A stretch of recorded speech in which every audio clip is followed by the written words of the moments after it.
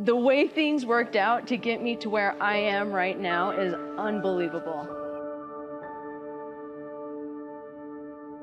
I'm incredibly lucky to be alive. When I was almost 8 years old, we found out that I had a brainstem tumor. I would go to bed and wake up pretty early. It was still dark outside most of the time, and I would go vomit in the compost heap. My sister narked on me. She ended up telling my mom.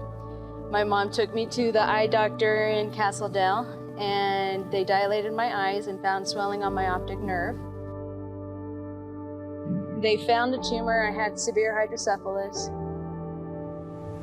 It's a tectal glioma, or a brainstem glioma, that blocked the cerebrospinal fluid. The type of tumor I have is really, really rare. The last time I looked it up, it was a year or two ago, and I think it makes up less than 5% of brain tumors. They told me if I had the tumor removed, it could leave me in a vegetative state. Hydrocephalus is water on the brain, so your brain creates what they call cerebrospinal fluid, and that's a cushion for the brain. Most of the time, your brain produces it and then it just drains. Mine wasn't draining. So it was just expanding, and your brain doesn't have anywhere to go because of your skull. So it would put me into a coma. I needed emergency surgery to drain the fluid. So we got the surgery. That failed after a few months, and then we got another one. They placed a shunt, and I've had, I don't know how many brain surgeries. The tube goes from here and then down into your abdomen, and it drains the fluid from your head to your abdomen. The tumor was not supposed to grow, and then it grew. The third ventriculostomy was supposed to work, and then it failed. Some people can have shunts that last them their entire lives. Mine did not, ever. I went through many, many shunt revisions, shunt replacements. I had to have shunt taps. There was a lot that happened. It's inoperable, so it just kind of hangs out there now, and we just watch it. Since I have had radiation, I can't really donate organs. I can't donate eggs, but I've always wanted to shave my head, have a wig made, and then give it to somebody.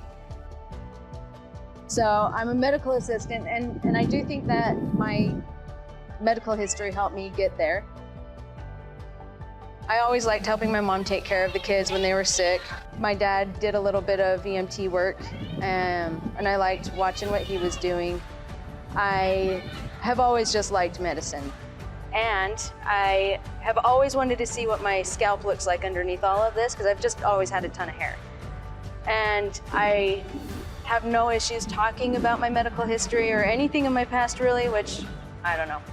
But I figure it will get people to ask me questions, because I really, really want to raise awareness for tectogliomas and hydrocephalus. I have dents in my head from where the shunts were. I don't know how many scars. I'm really looking forward to seeing what's under there. I'm not gonna look normal. I'm not gonna be one of those pretty bald women. It's just not gonna be that for me, but we can talk about it. You know, I want, you know, if people they're gonna stare at me. I seriously have dents in my head. I was raised in the Kingston polygamous clan until I was 14 years old. They frown upon modern medicine. The bank that you use is theirs. You work for them, they pay you. You know, my parents had 10 kids. The 3 oldest were moved out, and my sister, the next oldest sister, she was in college at Weber. My dad was one of the leaders, his dad was the leader. But, so if you're one of the leader's favorite sons, you will be offered, you know, you can go to school for business. They choose what you can go for, but they will send you to college sometimes. They've been sending more women, I think, so that they can say they're not misogynists. But again, the women are told what they can go to school for. A lot of the members were telling my parents to ignore what the doctors had said, and that they needed to get permission from the leader before we had my brain surgery. My mom would say, we saw the tumor on the scans, and they said, oh, doctors do that all the time, they lie. And my mom, I really liked what she said to them. She said, if your kid broke their leg and the bone was sticking out, would you ask Paul permission before you took them to the doctor? And so then, they went ahead with the emergency surgery, and then we did end up meeting with Paul later on. I was on Medicaid, fortunately. And I did see there was a medical bill that I saw for 1 month. When it was really bad, the bill was over $100,000. So my parents do love each other. They've been together for 42 years. Yeah, they got married in 78. So they've been together forever. And they seem to still love each other. I'm pretty, 98% sure they do. My dad's dad was Ortel, is the leader at the time. He was rebellious, and his brothers were rebellious. He struggled a lot with it, I think, but he liked my mom. My mom was also an outcast because of her mom. My maternal grandma and my paternal grandma were married to the same man at one point, which I feel like the Matrix in that scene where he's dodging the bullets and he's like, I feel that way with incest. They were both married to the same man at one point. My maternal grandma wasn't, she was uncomfortable with that. That's our uncle. She left him and married my biological maternal grandpa, Ortel. I don't know if she was his favorite wife, but she was his loudest wife. We'll say that. Had a vision, revelation, I don't know. Something came to her. And she said that any one of his wives who did that to him, who left him and married somebody from the outside, would marry somebody with black blood. So my grandma, she married my biological grandpa.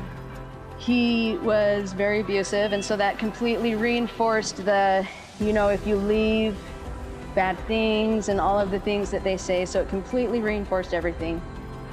But that made everybody think that my mom and her sisters were black. So since my mom was black and my dad was a rebel, and they didn't want to lose them, they let them get married. So fortunate. So fortunate. They were in their 40s when they changed their entire lives. They moved 7 of us out of Huntington, and we moved up to West Jordan. When we left, a couple aunts and uncles and their families left with us, or right around the same time we did. And we lived in Huntington Canyon. There's a group down there of about 100 or so. And so when we all left, that was quite a chunk from that location, because my mom has 10 kids. One of my aunts has 8 kids. There were one with 4, so there was quite an exodus. And they started not letting the girls wear makeup, and they made their own church and school down there after that. I'm taking credit. It probably has nothing to do with us, but I'm totally taking credit for that.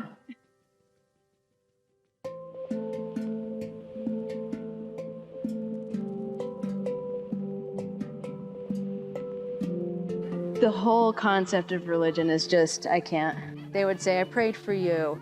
God was in the operating room with you. God's guiding the doctor's hands. And my mom reminded me, because I had forgotten, I was in the waiting room at the hospital for a neurosurgeon appointment. And my neurosurgeon walked into the waiting room, and I said, Mom, it's God. And she goes, what? I said, it's God, it's God. And she goes, Em, knock it off, knock it off. And I was like, she goes, what are you talking about? And so I pointed at my neurosurgeon, and I was like, everybody said God was in the operating room with me, but he was the only one there that was working on my brain. He's God.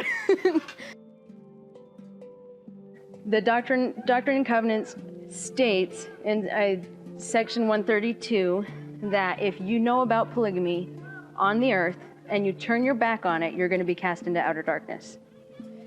So how do you go from living the gospel to turning your back on it, and all still while believing Joseph Smith is a prophet? So when I looked at it, and I went to Young Women's with my cousin a couple of times. They taught us how to eat cookies with leaving as little crumbs as we possibly could, because, you know, we're girls. But that's better than the wife training classes that I was getting when I was in the order.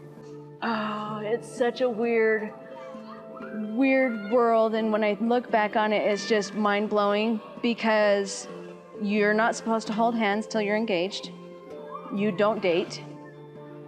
Your first kiss is on your wedding day, and the first time you have sex is on your wedding night. Now, you do have cases of older men grooming younger girls, and they will get physical with them. And they'll say things like, I was your husband in heaven, so this is okay. You belong to me. And they're going to deny all of this, and we know that. I got to choose my husband. How cool is that? I did things a little bit backwards. I have my son, he's 13, and I've been with my husband now for 5 years. I find comfort in randomness. You know, nothing is planned. Maybe things are planned, but things just randomly happen, and things sometimes line up, and sometimes it works.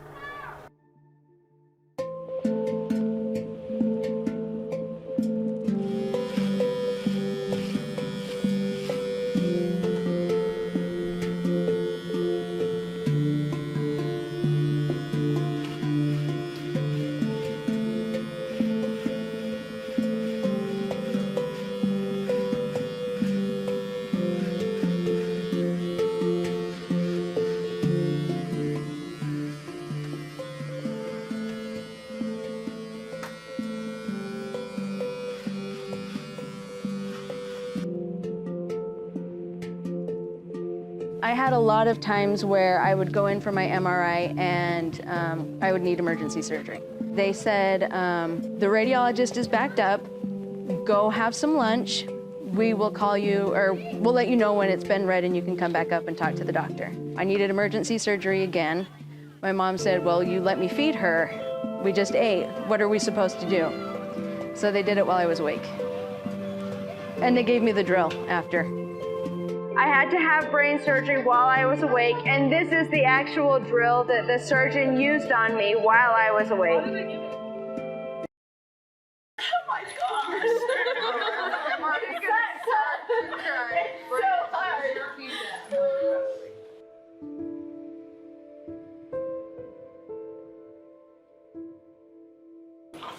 Okay. Okay, Emily, you were thrown into a life of learning to do hard things when you were only 8 years old. Your days were full of pain and surprises and not pleasant ones. You never knew when you woke up in the morning if you were going to be in the ER before the day's end or not. And that was for years. Sometimes you would have one brain surgery and then need another one before your stitches had even been taken out. I think this time of your life gave you your ability to go with the flow, roll with the punches, and get back up when you were knocked down.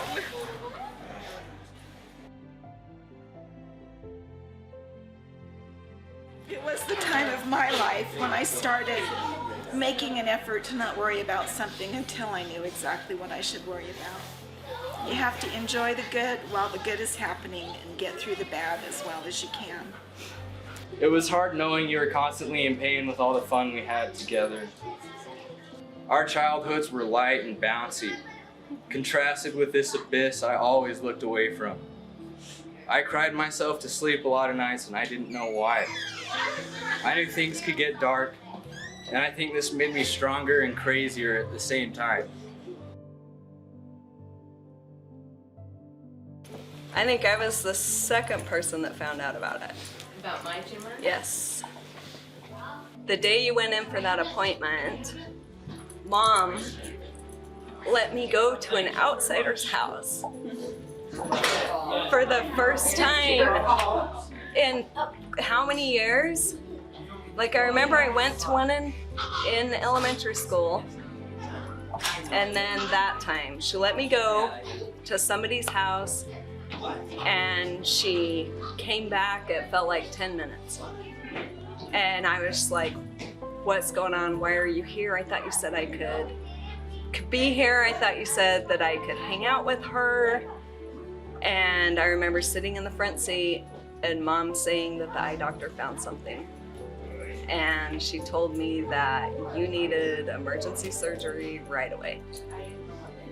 And you were sitting in the back seat because you were little. I remember in that moment, like, all my upsetness about not being able to hang out with my friend was just gone in that moment, and knew how serious it was. When I think of that time, this is what I think of, is going to visit you, and you always had the best food. I did. I was an 18-year-old with a brand new baby. I wasn't eating steak and chicken unless I went to visit you. And I remember just going, and you always had your food. I would start picking at it, and Mom would say, she hasn't been up today, so go ahead and eat it. And so I'd eat it. Sometimes I felt bad. and then years later, I found out that you didn't remember any of that. We started staying with Kathy. We were humoring her during a pre-lunch prayer when she broke down crying. I thought, either Kathy likes to cry or this is really bad. I don't think the idea of losing you ever crossed my mind until then, but I trusted your doctors and I trusted Primary Children's Center. I think the first time I ever saw something outside our little world that gave me hope for humanity was that hospital. Everything else was a huge letdown. Everything else being that fucking cesspool baptism shithole that I thought was the order's highest altar to the heavens. My memories were mainly Mom coming in at odd hours in my bedroom and saying, we have to go to the hospital again. Can you take care of the kids? And half of the times that she did that, I had my bags packed, ready to leave the order. And somebody was gonna come and pick me up in just a few more hours. And I would tell myself, I can't leave yet. I have to take care of this first. We have to get Em back to good health. And because of the way we were taught, like, if you leave, your family's gonna suffer, your family's gonna pay. That happened, it happened 3 times that I had my bags packed that you ended up in the hospital. And I finally said, okay, I promise I will never leave the order if you will let Emily live. It's like, I'm not gonna leave, I'm not gonna try again, I will be the best order member that I could possibly be. I wasn't. I can see now that your struggle left a constant admiration and grief in me through those times. But I fucking hated having a headache. And I fucking hated that you always had one. And I remember it would seem like you were gonna get better and then you'd go in a coma. And I remember I would, because I never cared about anyone's privacy, and I remember when I read your journal.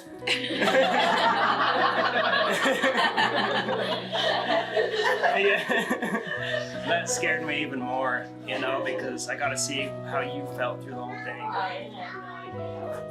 I honestly did not think that I was going to be able to be like we were going to have you here. She said she wanted to kill herself. And I just didn't, I don't know, I did not think that I was going to see at this age. I just remember when you removed the shunt, I was really thankful. And honestly, I think you were the strongest person in this family. After Mom did so long in the hospital that she started having the oldest kids take turns.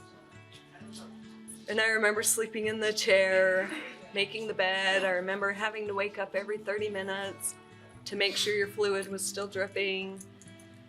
And I remember one time I was there and I had woken up every 30 minutes, checked your fluid just like I was supposed to, and 5:30 hit, and I told myself, I am so tired.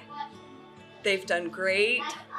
They haven't accidentally left the valve closed at all. So I think they're good. I think they've got it. And then the next time I woke up, nothing was dripping. And ran out and told them, and I think I slept for an hour, and ran out and told them, but in that hour put you in a coma. And it was all a lot. It was all a lot, but the main things I remember were just getting through it and going through the steps and doing what we needed to do, and not fasting and not believing that the problem was that you stared at a microwave. And But I did though. I'm glad I came back for those 3 weeks that you did radiation after I got married. And I remember they let me in the room once and told me how all the different lasers were pinpointed on a direct spot, and I remember how cool that was. And I didn't remember any of that until you put that face shield on tonight. When I was pregnant with you and I started going into labor, the doctors were telling her, you need to go to the hospital. And she said, not until my nephew's born. Oh. Okay, keep crying. You were born. The next day, she went into a coma. But she waited. But she wanted to be there. She wanted to be there.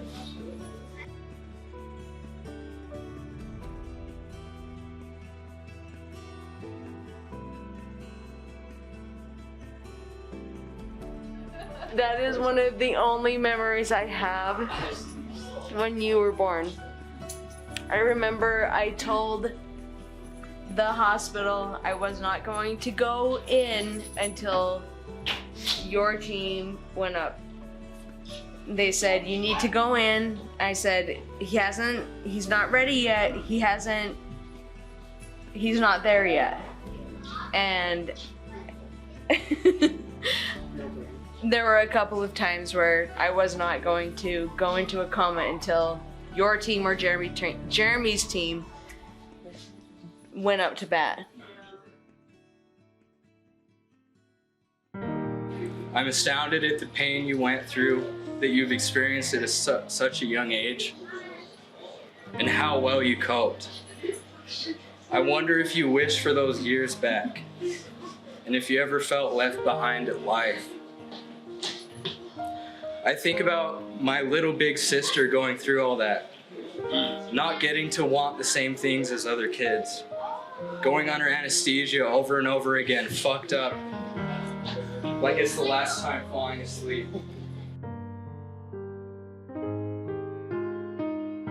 It took many, many years to realize how lucky you were that hydrocephalus didn't do more damage.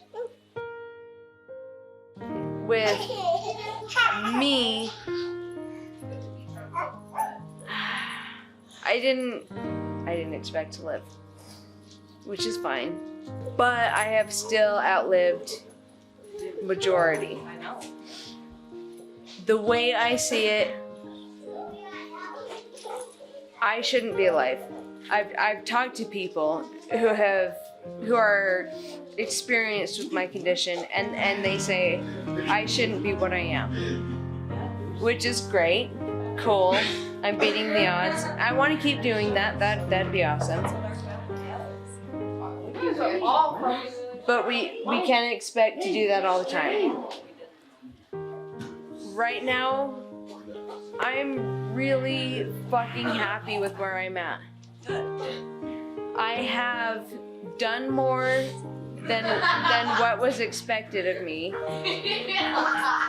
I shouldn't be alive, but I am. And I don't need to do anything else. Anything else beyond what I've done already is a fucking miracle.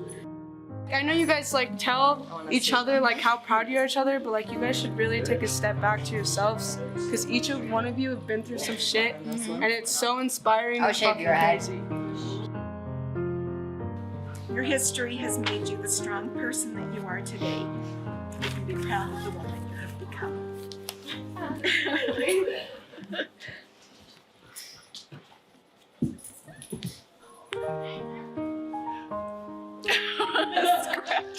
I know.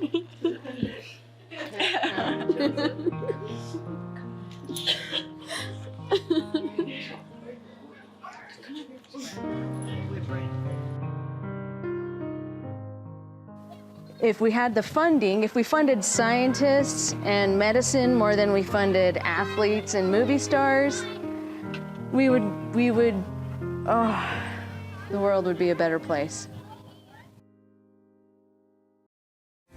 See the clouds and let them be.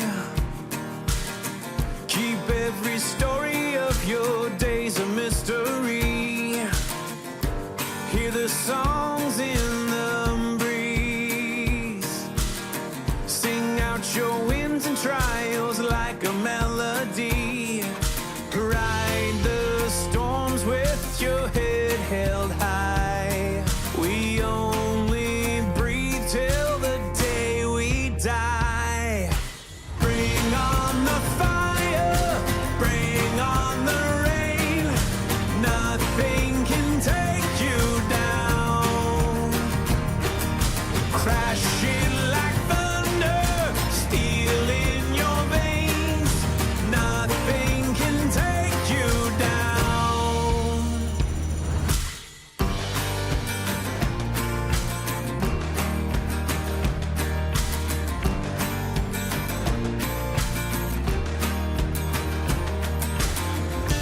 Light a flame inside your heart.